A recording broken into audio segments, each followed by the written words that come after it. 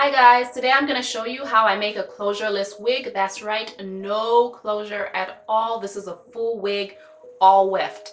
And I'm going to go ahead and get started. So what I always start with is a mesh style dome cap. This is my wig cap of choice. It's Japanese cap inspired. And I'm also using a wig cap liner in dark brown so that my part can match my natural complexion. I'm bringing it forward a bit so that I can tuck that under and my wig cap doesn't slip back. So this is the hair that I'm using by Wiggins hair. Last time I did red, this time I'm doing blue. So it's like a blue black dip dye look, and I'm also going shorter with 12 inches of hair and 3 bundles. I'll have all the information down below. Next, I'm gonna grab my makeup and make my part.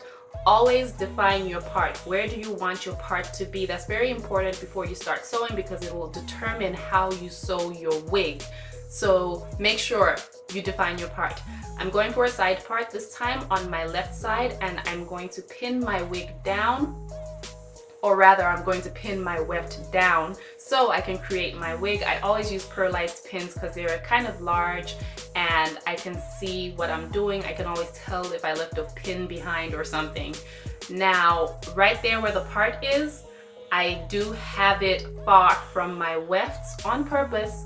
I need that gap because I will be working there so I can create a closure or a fake closure. So just keep sewing, and of course I had to break my needle. Like, I know I'm a strong person, but some of the things that I break make me wonder about myself. I just don't understand how I broke my needle. So I'm just going to keep sewing, and this is what one bundle looks like. I'm going to go ahead and grab the second bundle.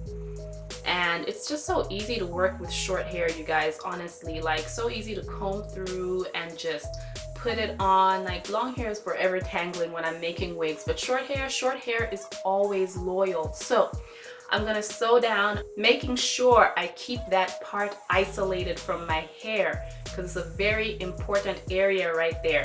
But I do have this horseshoe area right here that I need to fill in, so I'm gonna go back and forth right there.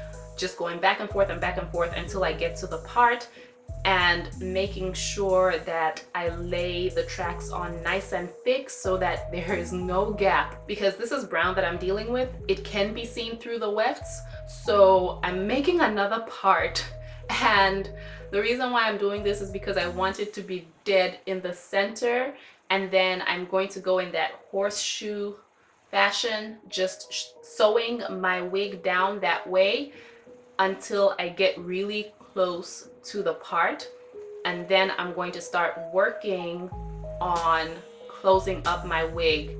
So yeah, that's all I'm doing, is I'm going in that horseshoe fashion, going all the way up. And what I'm going to do is I'm going to leave out about 1 centimeter of wig cap, maybe about that much, away from the part, and I'm going to change my needle and thread. A smaller needle and thinner thread.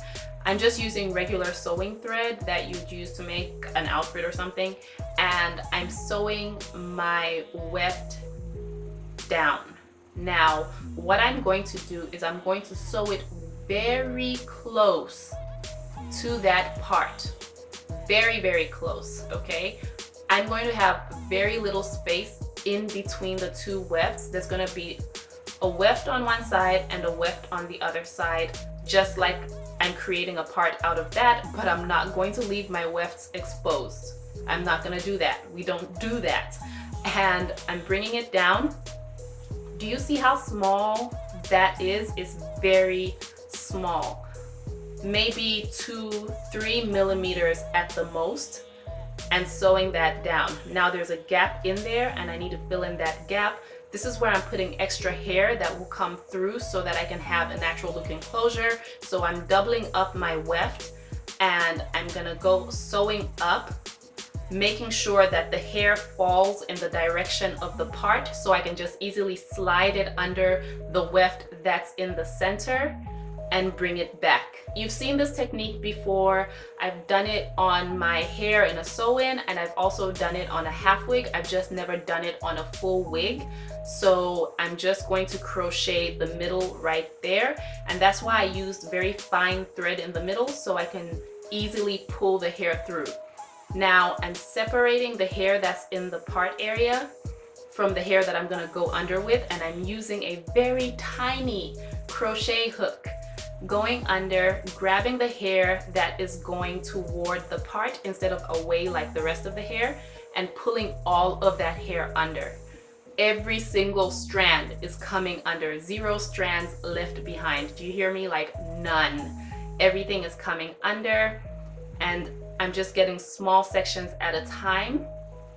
And that's all that I'm doing in the part area. This took quite a while actually. It took me like half an hour, so I got lazy and I stopped filming, but this is what it looks like when you flip it back. Now I'm using a curling wand to just make it lie down. It's gonna take a while for it to lie down. Sometimes you need a bandana or something to just tie it down, a scarf. And I'm putting my makeup right there in the part area, and I still have that little band in front. That's just going to get tucked under when I put my wig on my head. So this is what the entire wig is looking like, the completed wig. And I am loving where I am at this particular point in my life. So I'm just gonna put this wig on and try to figure out how I can make it fit my face. I used 2.5 bundles, but I'm gonna fill it in some more later so it can have more volume, because I mean, I can't even reuse that hair for anything else. It needs to go on this wig. So this is it. So now I'm just trimming my hair and showing you guys my part. I'm pulling it so you can see the part, and that's what it looks like. I will clean it up a little bit more later, and I did really love how my hair turned out. It looks so cute, so I didn't want to style it yet, but this is the back. I will put wand curls in it or flat iron it or something, I don't know. But I did also want to see how it looked in the middle, and it looked really good. So I might do that next time, a middle part style. And that's all for this video, you guys. Thank you so much for watching as always, and I will talk to you in the next one. Bye!